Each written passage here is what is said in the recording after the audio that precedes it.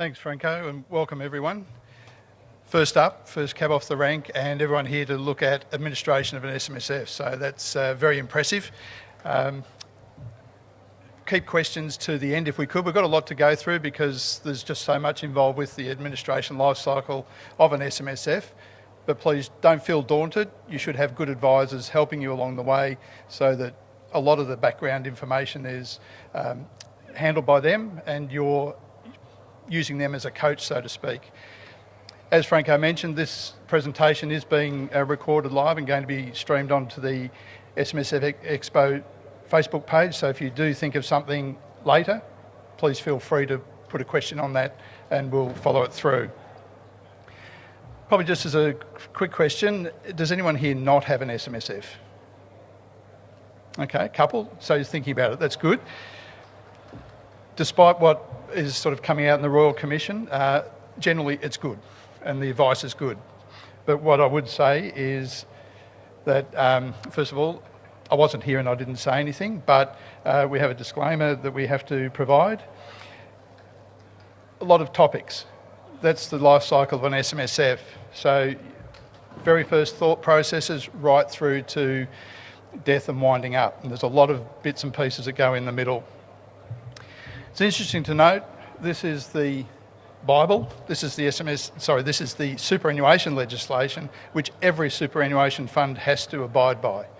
Whether you're an SMSF, CBUS, whoever, that's what guides you. There are just special rules relating to SMSFs, but the underlying process is the same.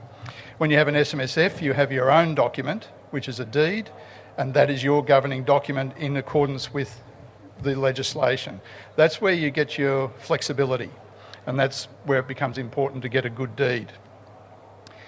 So if you're thinking about an SMSF, the current situation you've got is you've got superannuation. You're a member of a superannuation fund. You tell a trustee, I'm this sort of investor, conservative, balanced, growth, whatever. The trustee then looks after everything for you. You don't do anything else except receive some reports. When you're going to be an SMSF trustee, you're the member, so yes, you're still telling the trustee what your process is or your investment style is, but you have to abide by all the rules and regulations, and that's where sometimes people do get come unstuck, but it's where you have your responsibility. You can't get out of that responsibility. You can get people to assist you, but you can't get out of your responsibility as a trustee.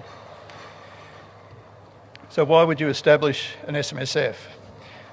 Control of direction, investment direction, individual investments, specific estate planning needs, which you can't get in a large public fund, because remember the public fund pretty much comes down to trying to get as much streamlined information and lowest common denominator, not specific. You might want direct property. The only way as an investor to get SMSF and property is to have a self-managed superannuation fund. The other way you do it is through managed investments or the likes of the big funds making their own direct investments into property, but you can't direct them what to do. And you might have a specific strategy. You might be a business owner looking at property. You might have different family members with different needs and things like that. So strategy is very important when you're looking at an SMSF. An SMSF is a financial product. So if you're thinking of an SMSF and what it entails, is it good for me? You need advice. ASIC have said that it's a financial product, so you need to see a licensed advisor and receive a statement of advice explaining why it's good for you and how you're going to be better off by having an SMSF. And that's the document you should follow when you're establishing it. Choose your advisors carefully. You should have a flexible deed that meets your needs. You should make sure that the advice meets your needs and you understand it and you understand your responsibilities. You should be looking at your focus as to why you're having an SMSF and the specific needs you have, not just because I've been to a seminar, but what is your specific need for a SMSF. Then you've got trustee choice. Now, whether you've got an SMSF or not, this is an important question. The simple way to have a trustee is individuals. Generally, we have best practice and we would recommend a corporate trustee. because at some stage something's going to happen to one of you. With individual trustees, you must have two. You can't hold investments in trust with yourself as a single, so you must have two individual trustees. Car accident, lose your marbles, death, each one of those events is going to require you to make a change to your trustee status, bring someone else in who's going to take responsibility with you for your investments, and you have to change every investment. Whereas with a corporate trustee at the start, a little bit more expensive, but you can just move directors in and out, and you can have a single director. So if one dies, you're just left with one, don't have to change anything. So for that purpose, we reckon a company is a best practice trustee. The other one is separation of assets is a major consideration with an SMSF from your personal assets. A company is very clearly defined as being separate to you, so therefore it meets that requirement straight away. A small point is that there are penalties if you get things wrong. If you've got an SMSF corporate trustee, there's only one penalty. If you've got individual trustees, there's a penalty for each trustee.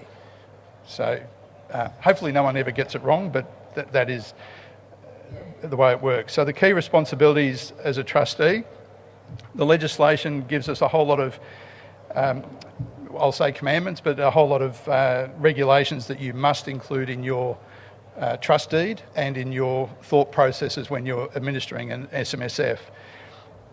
They're listed down there: act honestly, exercise the same skill and care as the average prudent person. There's no definition of who an average prudent person is, but you've got to think it's your long-term savings, and keep your SMSF assets separate from other assets. You must also have an investment strategy that's reviewed regularly, we would suggest annually on that situation. And you also got to be very careful of related party transactions or buying assets where you're involved. There's rules and restrictions on buying assets from yourselves. Essentially, houses you can't, business real property you can, we'll come to that.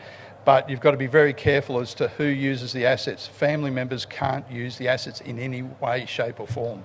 Otherwise you have a problem called an in-house asset, you breach the rules, it causes all sorts of problems. That has to be reported to the ATO, you have to fix the problem up, or in larger cases or more obvious cases, there is a penalty regime. And hopefully your advisor keeps you away from all of that. As I said, your deed is your governing document.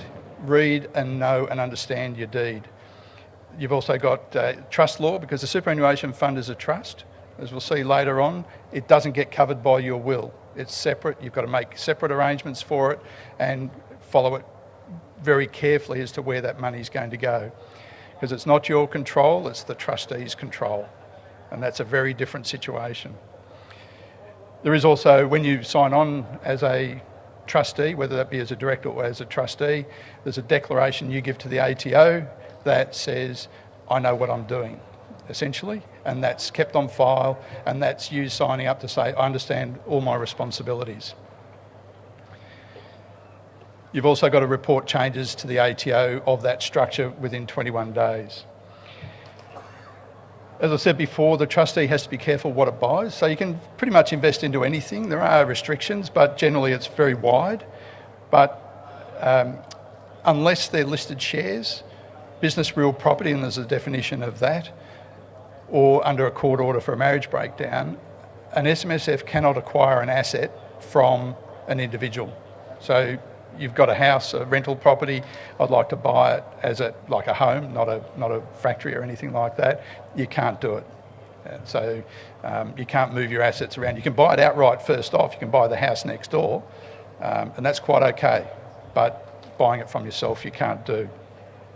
As I said, there's an in-house asset rule that has a 5% limit. If you breach that, you've got problems.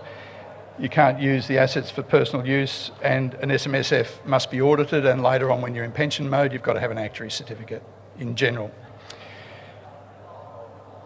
As I said, if you get it wrong, the ATO is your governing body, and there is actually a table of a whole lot of penalties, and they range from $1,050 to $12,600 roughly, depending on the year, because they do change their things. The ATO are going to go through that separately, so if you're interested, attend that session, but your advisor should keep you away from that situation. So you've established your SMSF. After all of that, how do you get money into it? You can have rollovers, and then you can have contributions in addition to that earnings within the fund. Contributions, there's a number of different types. You'll hear people talk of concessional contributions. That's the ones where you've had a tax deduction. Non-concessional contributions is where it's after-tax money, and there are rules and regulations relating to each of those. Small business CGT is another one, and from 1st of July this year, there's the opportunity for those over 65 where they sell their house to do a downsizer contribution, which is excluded from the contribution limits. First of all, because you've already got a super fund and you're setting up an SMSF, you're going to be bringing in money from another fund. That has to be as what we call a rollover. They provide a form that gives all the details of how they've received the money in terms of concessional, non-concessional, tax-free, etc. On that form, and what contributions you've had to date. That forms the basis of your starting administration point within your SMSF for the different components of your superannuation balance. So you don't just have 100,000 in super, yes, that's the dollar amount. You have a whole lot of components that make up that $100,000, and each one has a different impact and a different tax effect at various stages during the life of an SMSF. Then you've got contributions coming in, heaps of rules. As I said, you as the trustee are also the member, so you have to know, can I accept this contribution? Can I make this contribution? The rules for those that are under 65, the rules for those that are over 65, and in relation to concessional, and they've reduced the limits now, what's your 25,000? That's from all sources. You've also got non-concessional contributions, which in rough terms is 100,000 a year if you're working over 65 or under 65. It doesn't matter, it's 100,000 a year. Under 65, you can bring forward and do 300. That's the starting point of all your planning, because that's how you can get large lumps of money into the super and then work with it within the strategy of the super fund. There is a separate presentation on contributions, so I'll skip over that, but the slides are there if you are interested. As I said, you must have an investment strategy, and that has to be set up and adhered to. If you're outside the investment strategy, you've got to then update it and say why you're updating your investment strategy. You've also got to consider insurance. So it's a regulation that came in a couple of years ago that a trustee must consider whether a person requires insurance or not, and they at least must offer it. You as a member can decline it, but it must be included in there. The other important thing to look at with your strategy is people are living longer. So you've got to make sure that this money is going to cope with longevity. Your retirement, if you're 65, you've got to be looking at a minimum of 20 years. 85, and some are 90, some are 95.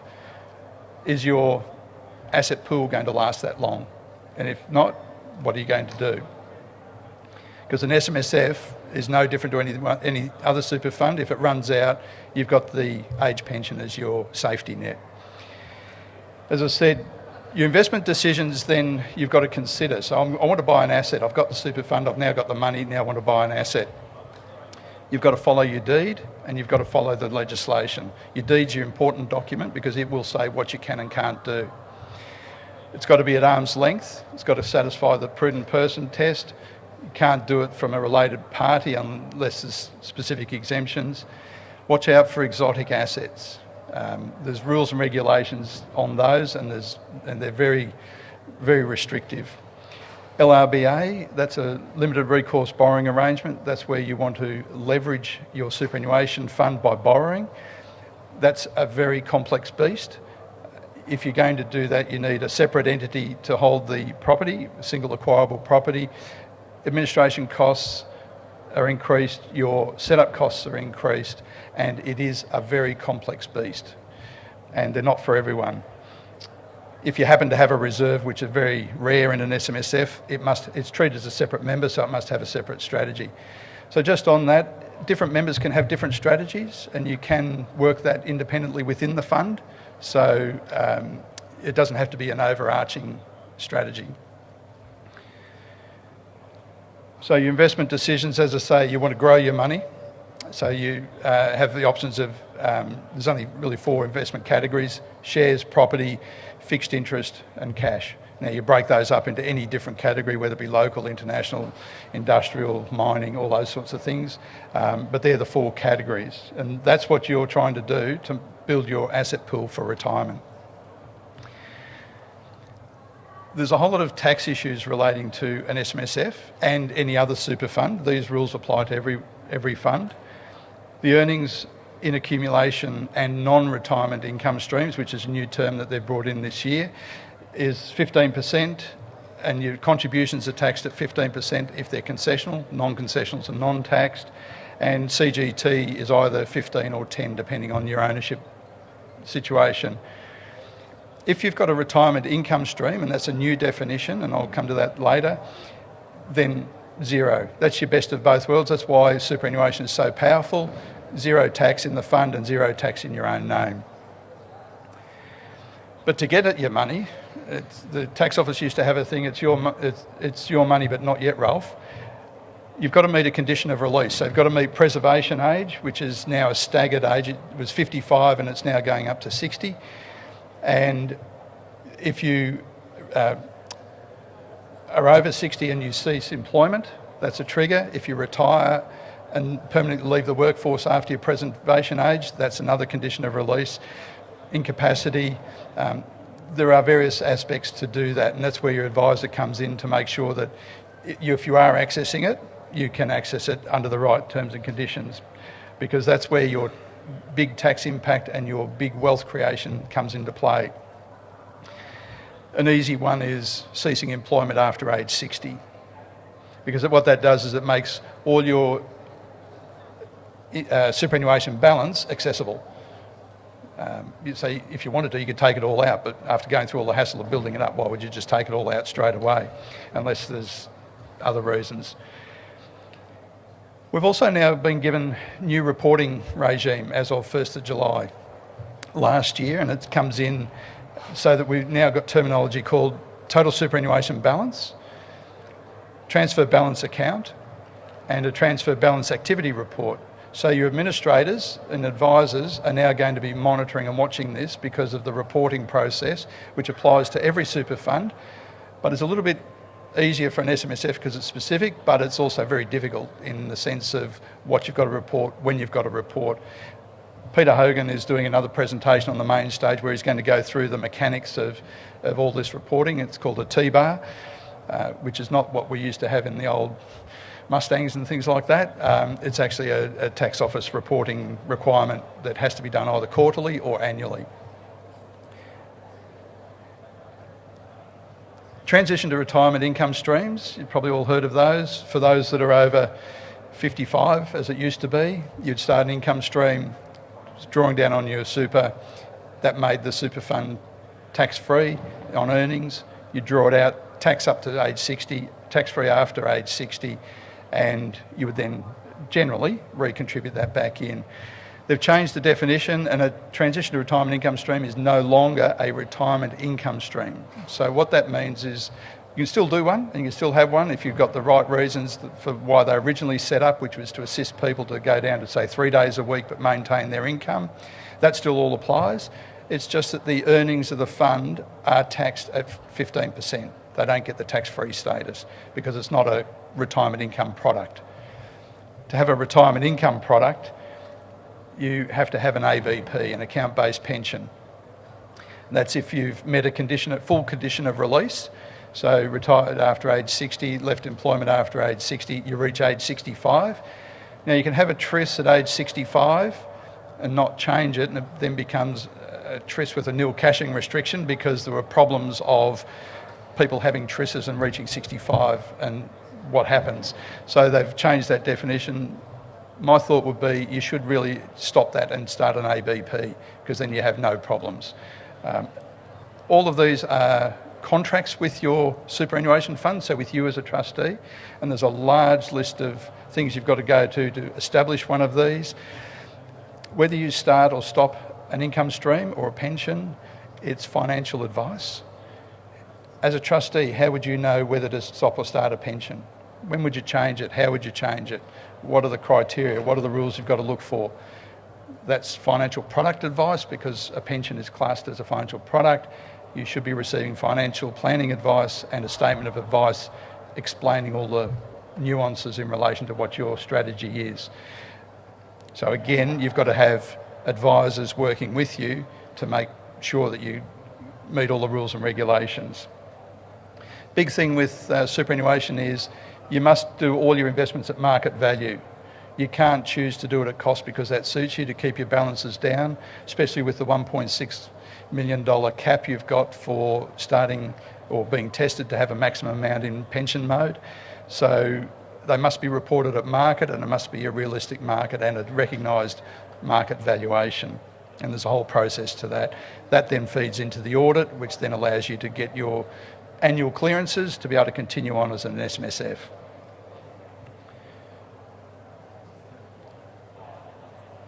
So, as I said, it's a document, it's a contract. There's a lot of reporting that goes with it. This is where it feeds into the new reporting regime, and any commutations are also reported, but it's a quite significant change to the industry there. We get to the end though, everyone's going to die. What was the old saying? Nothing's more certain than death and taxes. And what happens when you die is, you don't think it's going to matter, but it does. Who actually controls the super fund when you die? If you've got more than one sibling, that becomes a problem potentially. Most people think it goes automatically to the spouse or that. Yes, it might, but you've got to make sure that happens. So when it's death, but it's also incapacity if you have dementia, and that's becoming a lot more prevalent these days than what it ever used to be. And if you're an SMSF trustee, you have to have documents in place to make sure that you can cope with being in that state of incapacity, or you've died, and what's going to happen with the administration of the SMSF after death, and who's going to get the money. So binding death benefit nominations are very important. Your trust deed is very important, and who actually controls the trustee. So if it's a corporate trustee, who have you left the shares to? That then gives that person control. Who is the director of the trustee company? And when you die, that automatically leaves one. So does that person have the power? There's a lot of court cases, and a famous one's called Katz and Grossman, where a sibling was left as the sole trustee as a director, didn't like the brother, has the power to say, well, who's going to get the money? Oh, I think I'm pretty good at doing that. I'll keep all the money for myself. So obviously Christmas dinners don't work very well now. And there's major money spent on fighting that sort of thing.